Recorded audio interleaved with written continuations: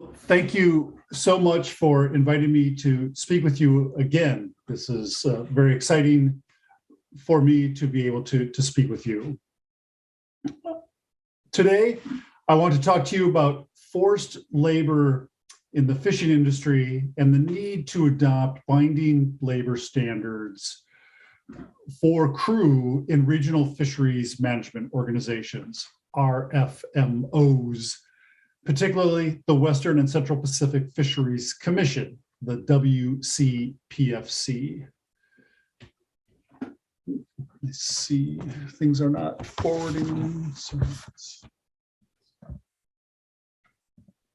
All right.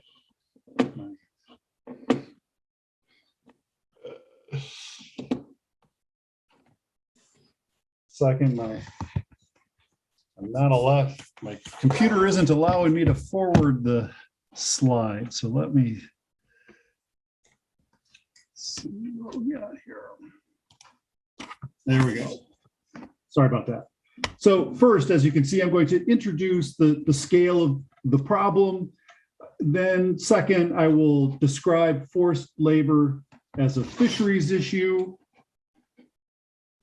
Third, I'm going to explain why the International Labor Organization, the ILO, does not have a monopoly on addressing labor conditions for fishing crews. And then I will describe the benefits of adopting labor standards for crew within the WCPFC.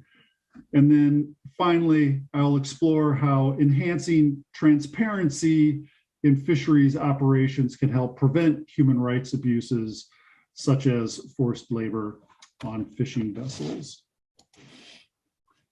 So first, the grim scenario. Many fishers on fishing vessels are isolated, trapped, and helpless, unable to escape brutal beatings and inhumane work days of 20 hours or more. Sometimes fishers dead from malnutrition, exhaustion, or abuse are simply thrown into the sea like an undesirable fish. The fates of these fishers, typically migrants looking for economic opportunity for a better life, remain uncertain because the abuse, crimes, and deplorable living conditions they allege usually happen far out in the open sea, far away from the scrutiny of inspectors who might ensure proper working conditions, the safety of the crew, and human well-being. The staggering scale of modern slavery, as it's often called, and inhumane treatment has been well documented, but not appropriately addressed by the international community. By modern slavery, I mean slavery as we commonly think of it, servitude, debt bondage, forced marriage, and other circumstances of forced labor and human trafficking.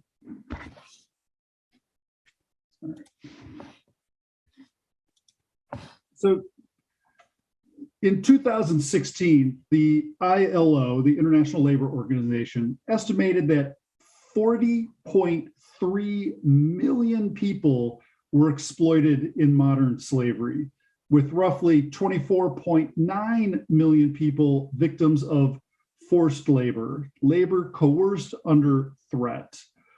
Of the victims of forced labor, as many as 100,000 people are enslaved on fishing vessels around the world.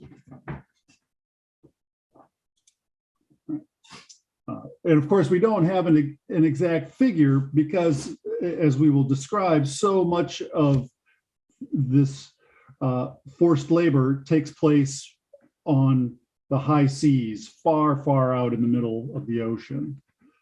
So how is it that so many people find themselves in these circumstances? First, forced labor is entwined with illegal, unreported, and unregulated fishing, IUU fishing, and the depletion of fish stocks. Already, as you can see from the image, more than 34% of stocks are now fished at unsustainable levels. Many of these depleted fisheries are nearshore fisheries. As a result, fishers are pushing farther out to sea. As fishing voyages lengthen, fuel costs unavoidably rise, driving vessel owners and operators to reduce or eliminate other costs, including vessel maintenance, safety equipment, and labor, as well as the sufficiency of living and working conditions. This leads to undermanning of vessels, meaning fewer fishers are doing more work. More fatigue contributes then to human error and accidents. However, labor costs, which account for up to 60% of a vessel's operating costs, are the first to be cut or reduced, leading then to either underpaid fishers or fishers forced to work for no pay. To save money, as the UN Food and Agriculture Organization explains, operators of IUU fishing vessels tend to deny crew members fundamental rights concerning the terms and conditions of their labor, including those concerning safety standards and other living and working conditions. Many fishers become de facto prisoners. Right? And so with this image, right, we see the basic vessel operational costs, fuel, bait, equipment, licenses are more or less required in order to fish. And so where do our vessel operators reduce costs? With vessel maintenance, they stop doing vessel maintenance, making it unsafe, and they cut labor costs. Right. So, moreover, IUU fishing results in more IUU fishing because reduced costs for one boat leads other boats to seek the same cost savings. And as we see from this slide, already IUU fishing in certain parts of the ocean is very high relative to the total catch. Second, RFMOs, including the WCPFC, do not prohibit transshipment, the movement of fish from a fishing vessel to a refrigerated carrier vessel. This often happens on the high seas. This is the area beyond national jurisdiction. So national inspectors have great difficulty reaching these vessels to conduct what we call high seas boarding and inspection. Fishing vessels can thus be at sea for months, even years, without reaching port where inspectors might be able to see that there are fishers malnourished or fishers that are being forced to work. And as a result, because we don't monitor transshipment or prohibit transshipment on the high seas, I should say, fishers can remain trapped at sea without the ability to contact authorities for help. Third, large numbers of people live in poverty throughout the world, including Southeast Asia, which is where we find many of the people living adjacent to the convention area governed by the Western and Central Pacific Fisheries Commission. These people are looking for work and are thus vulnerable to the tactics of employment recruiters.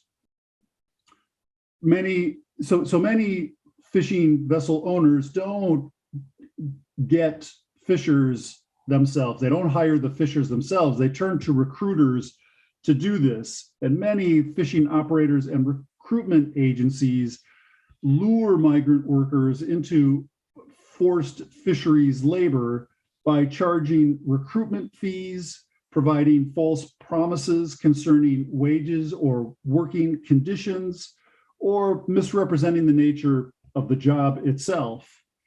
Then, once on the job, employers, vessel captains, and recruitment agencies frequently confiscate the passports of and other travel documents of the fishers, require payment for food, withhold wages, and otherwise exposed migrant laborers to what the US Department of State has called the typical range of abuses. These include threats against the family, confinement, denial of food and sleep, threats of legal action, violence, and sexual violence. In other words, we have a declining but valuable resource, a large number of people desperately looking for work, and unscrupulous people who are willing to take advantage of those desperate people. This has led tens of thousands of fishers into situations of forced labor. Human trafficking, the use of forced labor, and violations of human rights of crew are widely acknowledged to occur in the Western and Central Pacific Ocean. I know our next speaker is going to provide us with some specific examples, so I'm not going to do that, but I'm just going to give you a sense of some of the headlines that I was able to find quite easily online from major newspapers and from governmental documents, all within the last couple of years, right? So, and you'll notice from the images that these situations of forced labor are occurring not just in the waters of developing countries, not just on the vessels of developing countries, but in the waters of many different states, developed and developing, and on the vessels flagged by a variety of states, right?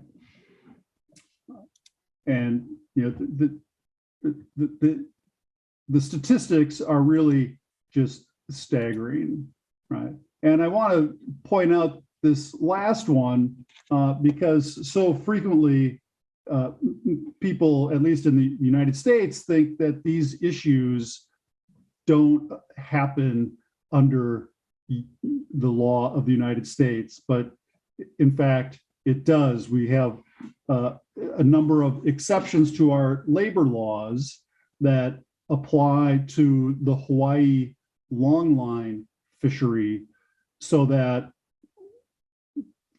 migrant workers on vessels flagged to the United States and fishing for migratory fish stocks are not even allowed to enter the United States. They, in most, if not all, labor laws do not apply to them. So, is forced labor really a fisheries issue, especially when we consider that the ILO, the International Labor Organization, has been regulating labor in many sectors, including the fishing sector, for decades, many decades. So, first of all, concerning just to kind of set the stage here, fisheries bodies and the members of these fisheries bodies have said that RFMOs like the WCPFC are not the proper institutions to adopt labor standards for crew. China specifically has said that the issue should be addressed by the International Labor Organization. Because RFMOs, including the WCPFC, typically vote by consensus, China has been able to block adoption of proposals to create binding labor standards for crew. So let's begin with the 1982 UN Convention on the Law of the Sea, or UNCLOS as we know it by its acronym. UNCLOS requires every state to take such measures for ships flying its flag as are necessary to ensure safety at sea with regard to the manning of ships, labor conditions, and the training of crew. It also places, so in our major international treaty covering governance of the oceans, we have specific language dealing with labor conditions and a call for the member states of UNCLOS to adopt such labor conditions.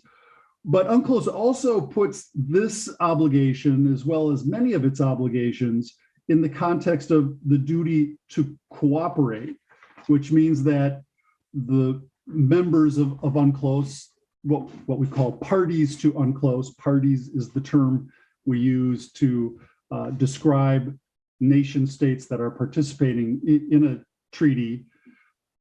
Parties should enter into negotiations through appropriate international organizations or regional organizations such as RFMOs to develop and adopt labor standards for crew. So UNCLOS does not specify which international organization should adopt labor standards for crew.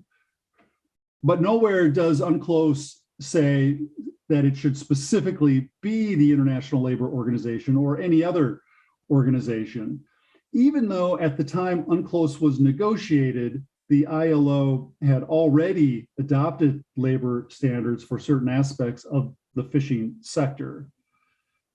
As combating IUU fishing is a central component of the responsibility to conserve and manage fisheries resources, and because IUU fishing is abetted by the use of forced labor and poor labor conditions, UNCLOS, I would argue, not only authorizes RFMOs to adopt labor standards, but could be interpreted as requiring that RFMOs do so. As IUU fishing increased, the international community sought other ways to prevent and deter IUU fishing.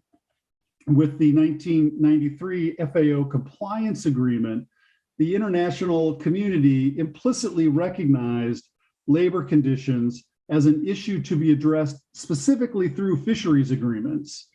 The FAO compliance agreement requires each party to the treaty to take measures to ensure that vessels it flags do not, and here's the key language, undermine the effectiveness of conservation measures.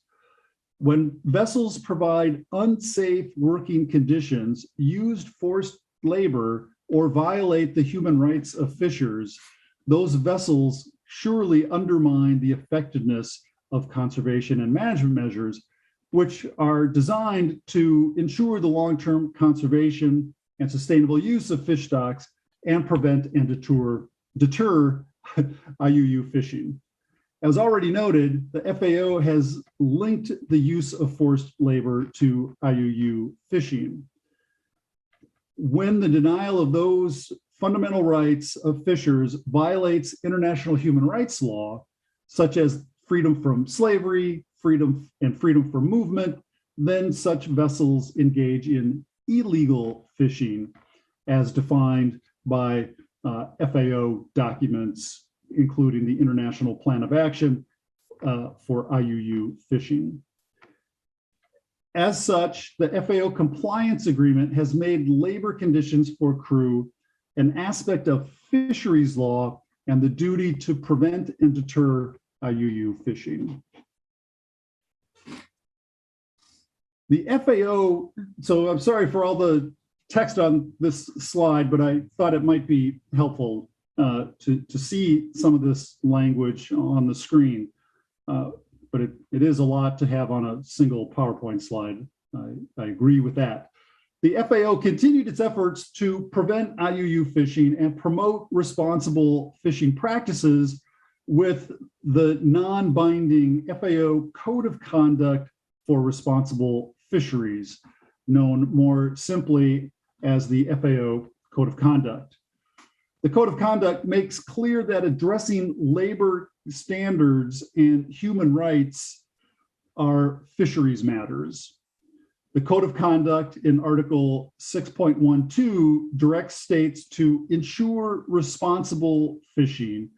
And then Article 6.17 emphasizes that states should ensure that fisheries activities and equipment should allow for safe, healthy, and fair working and living conditions and meet internationally agreed standards adopted by relevant international organizations.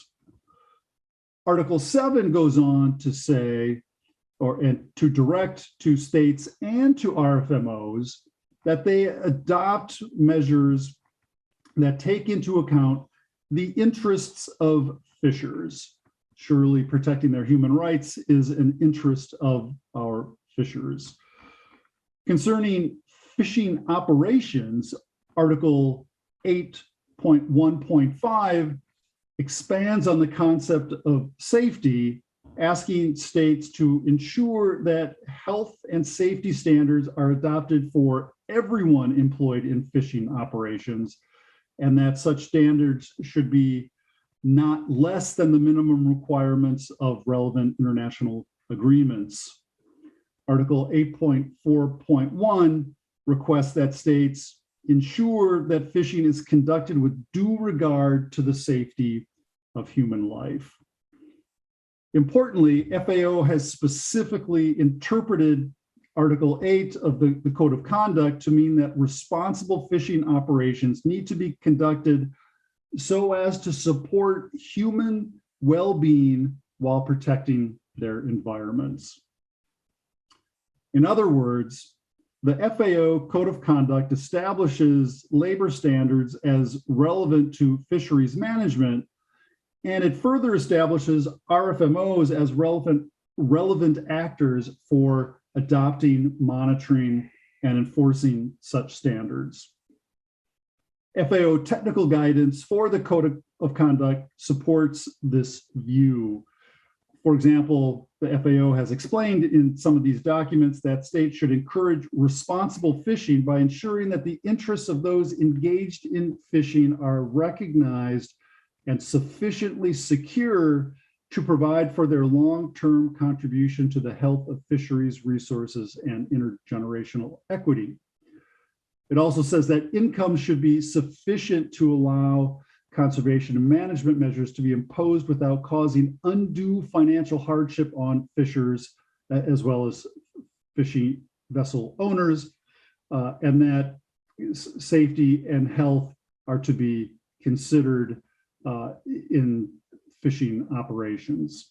And so it's very clear now in the Code of Conduct that the living conditions for fishers, for our fishing crew, are very clearly fisheries issues. These are not issues to be left to the International Labor Organization. So let me now turn to the Western and Central Pacific Fisheries Commission, the WCPFC. The WCPFC has the authority to remedy the problem of forced labor on fishing vessels by adopting labor standards for fishing crews, at least for those fishing crews operating as part of the WCPFC fishery. Now, this is a huge fishery that constitutes 20% of Earth, not just 20% of the marine environment, but 20% of Earth. And the value of the fish caught in the WCPFC's conservation area exceeds $20 billion annually. So this is an incredibly important fishery, not only for fishers, but for others in the supply chain.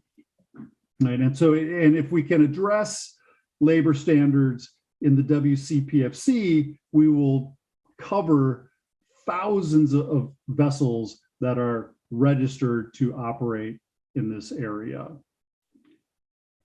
Fishing, fishing, as I've noted before, fishing subject to human rights abuses constitutes illegal fishing, and IUU fishing is squarely within the competence of the WCPFC. As the FAO has explained, RFMOs have a central role to play in preventing, deterring, and eliminating IUU fishing. In addition, Article 10 of the WCPFC Convention expressly authorizes the WCPFC to adopt minimum standards for the responsible conduct of fishing operations. The use of the term responsible conduct is a clear reference to the FAO Code of Conduct that we just looked at, which specifically calls for states to ensure responsible fishing and emphasizes that states should ensure that fisheries activities and equipment allow for safe, healthy, and fair working and living conditions. All right. So when the negotiators of the WCPFC negotiated this convention, they certainly appear to have the code of conduct in mind when they drafted this position. In other words, the WCPFC convention, by referencing the FAO code of conduct, explicitly recognizes the need to adopt labor standards for crew as a matter of fisheries policy. Further, the phrase fishing operations covers crew. Fishing operations in the context of WCPFC fishing includes a fishing vessel, gear, and crew. Fishing for tuna cannot occur without all three. If the WCPFC can adopt binding standards for vessels and gear, which it has, it surely can also adopt binding standards that relate to the health and safety of crew. Moreover, the WCPFC has already acknowledged that it has authority to adopt labor standards. First, it has adopted binding standards for observers, the onboard observers that are helping document the catch and submitting information back to the flag state of the vessel and to the Secretariat of the WCPFC. Article 28 of the WCPFC specifies certain aspects of the WCPFC's observer program, but nowhere does it specifically observe that food, accommodation, and medical and sanitary facilities be of a reasonable standard.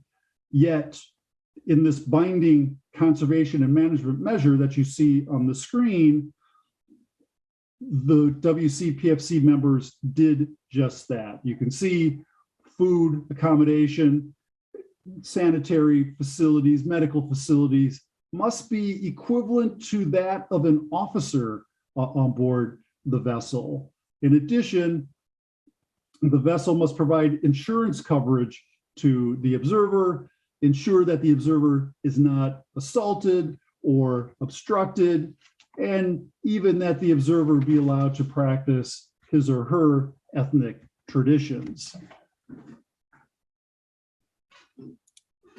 In addition, the WCPFC has adopted non-binding standards for crew. Right? And this includes some of the things that we just saw that apply to the onboard observers. The key distinction, however, is that this is a resolution which the WCPFC members have specifically said are non-binding. The conservation and management measure applying to observers is binding. And so that's when you read your documents for any international agreement, it's important to recognize which of these documents are binding and which are non-binding. But the importance for us is that in the WC's mandate, it doesn't distinguish between binding and non-binding measures with respect to what the commission, what the WCPFC is authorized to do. The mandate of the commission applies equally to non-binding measures and binding measures. So in reality, the WCPFC has already agreed that it can adopt standards for crew. Third, I note that the WCPFC has adopted standards for the safe release of sea turtles and dolphins and sharks and mantas, right? Surely, if the WCPFC feels it can adopt standards for not harming bycatch of these animals, it can create standards to protect the people who are catching the valuable fisheries resources of this region. So moving to part 3, what is it that ILO is doing? So as I said at the outset, I recognize that the ILO has acted to adopt a wide variety of labor standards, including those that apply to fishers through a convention known as the Work in Fishing Convention. And that convention is fairly comprehensive.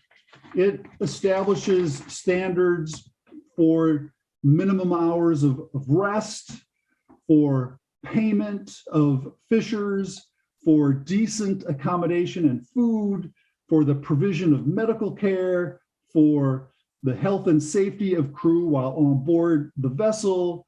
It has rules regulating working time, for repatriating fishers when their contract has been completed. It has rules for relating to recruitment agencies and ensuring that those services are not deceptive, right? It's very, very comprehensive. So what is it about the ILO convention that is problematic? Well, there are many things, right?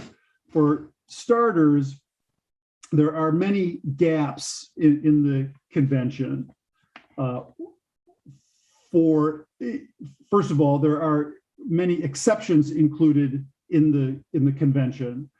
If, for example, if the convention raises special problems and special problems is not defined, then a party to the convention may exclude certain categories of fishers from the rules of the Work in Fishing Convention. In addition, the parties to the Work in Fishing Convention have discretion to interpret key terms. For example, they can define night, so just night, when is nighttime, consistently with national law. And this is significant because the convention prohibits those under the age of 18 from fishing at night, right? But if a party decides night means starts at midnight, well, now we have young people staying up late into the night to conduct heavy labor, moving nets around, doing other things on board the vessel, right? So we have problems with the terms of the convention itself, but we have other problems, right? The ILO convention has now been entered into force for many years, and we only have 18 parties to the convention of the more than 180 parties that are members of the International Labor Organization. So it's pretty clear that states are not interested in ratifying this convention. When we look at the WCPFC specifically, we see that only one party has adopted or has ratified the Work in Fishing Convention. France. All the truly major fishers in the region, the United States, Korea, China, and others have not ratified the convention. And I would bet a lot of money that they never will, because they haven't, none of these states have ratified any of the labor conventions of the International Labor Organization.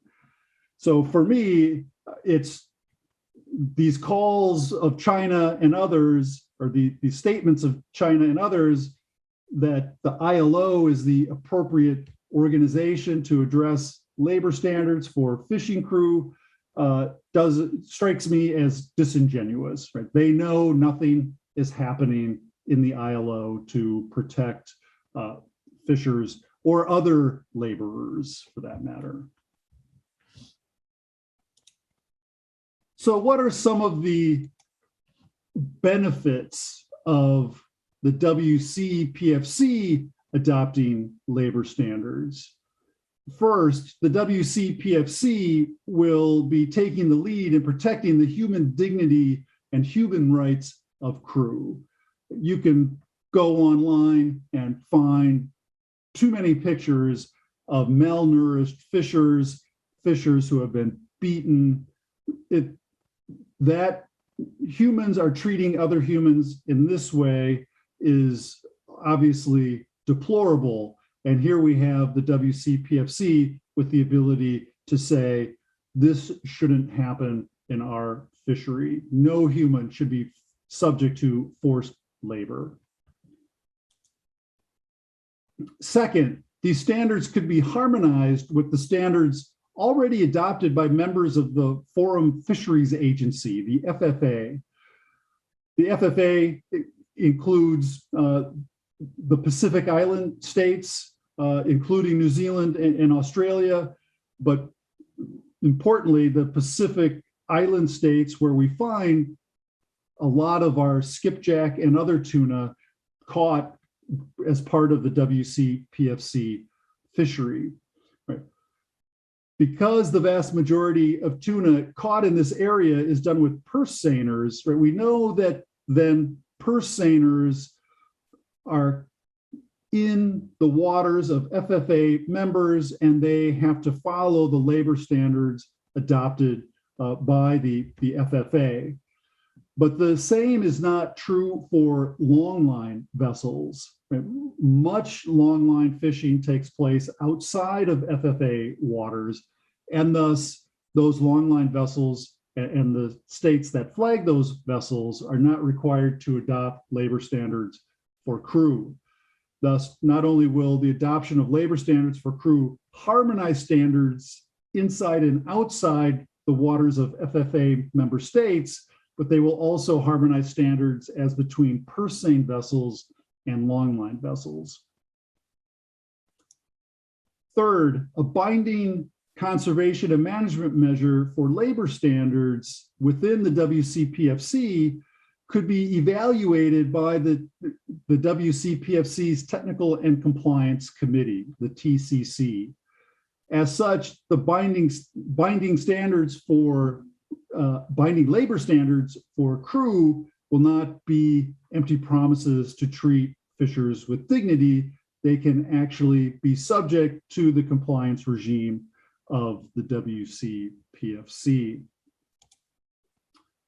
In addition, binding labor standards for crew will help ensure that tuna from the WCPFC convention area is not stigmatized. Various certification schemes for fish products already take into account labor conditions for crew, and more of our fisheries eco-labels are beginning to do so. To the extent that the WCPFC does not have standards for labor for fishers, and reports continue to demonstrate that vessels fishing for tuna in the convention area used forced labor, then the tuna industry throughout the Western and Central Pacific faces the prospect of being boycotted by consumers and major buyers of tuna who don't want to be associated with a product that caught using forced labor. Right, so lots of advantages to adopting binding standards within the WCPFC. So what are some of the ways that we can improve the protection of human rights on fishing vessels? One of the ways we can do that is by improving transparency. And now we start to see how the links between preventing IUU fishing and helping protect human rights come together. IUU fishing undermines international agreements and fisheries conservation measures, jeopardizes global food security, has destabilizing effects on vulnerable coastal states, and contributes, as I've already said, to forced labor of fishers, right? So let's bring these things together through transparency. And international organizations and RFMOs have noted the critical importance of transparency for improving fisheries management and combating IUU fishing. It can also be a means to safeguard against human rights abuses. RFMOs, including the WCPFC, have built elaborate strategies for monitoring, control, and surveillance of fisheries, but they have failed to do so they have failed to develop these mechanisms in a transparent way, or in ways that enhance transparency so that we can ensure that these mechanisms succeed. For example, while the RFMOs, including the WCPFC, require their members to maintain a record of fishing vessels, and for the RFMO secretariat to publish those vessel records, they do not require submission of the beneficial owners of the vessels. The beneficial owners are those that actually profit from the activities of the vessel. Right? The RFMOs instead ask for the owner, and in almost all circumstances, the owner is listed as a corporation. Right? And I'm just providing one example here, but if you were to go through the record of fishing vessels for any of our RFMOs, you would see corporations listed. Now, why is that such a bad thing? Well, it turns out that our owners of fishing vessels are smart people, right? And they don't want to be responsible for the activities of their vessel, right? And so here's an example. It's just a made up one, but it is typical of what we see for fishing vessels, but also cargo vessels, right? So we have our fishing vessel, let's say it is alleged to engage in illegal fishing, and we want to sue the owners of that vessel to deter future violations.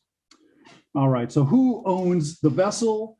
Well, we go to the record of fishing vessels and we see it's a corporation, right? Well, and maybe that corporation has an address in Seoul or Tokyo or someplace, but there may not be any assets in that corporation. It's what we call a shell corporation. Okay, so we still need to have some, by the laws of all countries or almost all countries, we need to have some owners of the corporation. So who are the owners? Well, we then start to look at the documents of the owner of the vessel, and we see that that company is owned by 3 other companies, and that those 3 other companies are in 3 different countries. So now you see it's becoming very difficult for prosecutors to find the true owners, right? And we still don't know who's actually making money from the fishing activities of these vessels. We go to this next tier, maybe those three companies, the Panamanian, Liberian, and Korean company, are owned by a whole range of additional companies. And maybe there's some individuals in here. Maybe we're starting to find some beneficial owners. That wasn't supposed to happen. And then we finally get down here. Maybe we're finally getting to some of the beneficial owners, but now they could be in a half a dozen different countries. Prosecutors consistently and uniformly complain of the challenges in finding the people who actually are the beneficial owners of the vessels, which then means that the people who are prosecuted are the crew for fishing illegally, or the captain of the vessel, right? We're not actually, and certainly to the extent we're prosecuting the crew for illegal fishing activities, crew that may be coerced into fishing illegally, we are doing nothing to solve the problem. So we need our RFMOs like the WCPFC to ensure that beneficial owners are listed in the record of fishing vessels. In addition, vessel monitoring data needs to become more transparent. So vessel monitoring data, or VMS, is information that is transmitted via satellites and other technologies so that we can track fishing vessels in real time. By tracking vessels in real time, we're able to know where those vessels are. We can tell if they're in closed zones, open zones, if they're, we may be able to then link their fishing records of what they caught to where they are located to get a better sense of just what they're catching and whether what they're catching has been legally caught. In all the RFMOs, though, VMS data is strictly confidential. Moreover, despite the construction of elaborate compliance regimes, which we don't have time to talk about today, they remain hidden behind walls of confidentiality. In fact, when we have discussions of compliance at the WCPFC, observers like myself, those from SICE and KFEM and other organizations are told to leave the room, right? We can't even be there for the discussion, much less see the documents that are subject to the compliance discussion. Moreover, the WCPFC and other RFMOs need to increase transparency with respect to transshipment. So again, transshipment is the movement of fish from the fishing vessel to a refrigerated carrier vessel that carrier vessel takes the fish to market while our fishing vessel continues to fish, right? But in that way, the fishing vessels can not only continue to fish, but they can do so and stay at sea really indefinitely, right? They're never coming to port. And that means, as I said earlier, that our fishers are trapped on these vessels. Right? And here's just an image showing this particular vessel. And so organizations like Global Fishing Watch are using a variety of other technologies to track certain vessels, and based on where that vessel is and how long it stays in a particular area, how still it is, and does another boat come to it, it can tell whether or not transshipment likely occurred. It can't tell whether it in fact occurred, but we can start to look at what the vessel is reporting and can compare what the vessel reports to what groups like Global Fishing Watch are seeing from its technologies. But this would be so much easier, first, if the VMS data was made publicly available, but also if we just banned transshipment on the high seas, then we could ensure that all transshipment is happening in port, and that would give inspectors an opportunity to inspect the vessel and check on the condition of the crew to see if they are being fed adequately and otherwise treated consistently with human rights.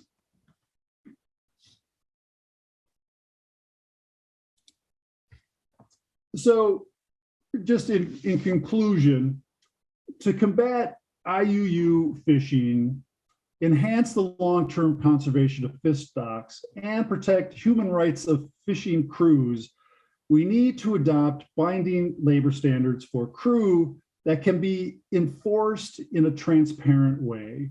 We need greater transparency related to beneficial ownership of vessels so that we know who the violators really are, right? Who's benefiting from these violations? We need greater transparency relating to vessel monitoring systems so that we can better track vessels and verify their catches and verify their transshipments. We need greater transparency regarding transshipment itself to help prevent transshipments of illegally caught fish and to identify human rights violations on fishing vessels. Given the current state of global fish stocks and the rates of IUU fishing, greater transparency must occur on an accelerated schedule. Transparency can help generate the behavioral changes needed to ensure thriving fish populations, the security of our oceans, and the protection of our fishers. With greater transparency, the veils of secrecy that hide IUU fishing and human rights violations will begin to fall away, and the international community can better protect the lives and dignity of fishers suffering human rights abuses. Thank you very much.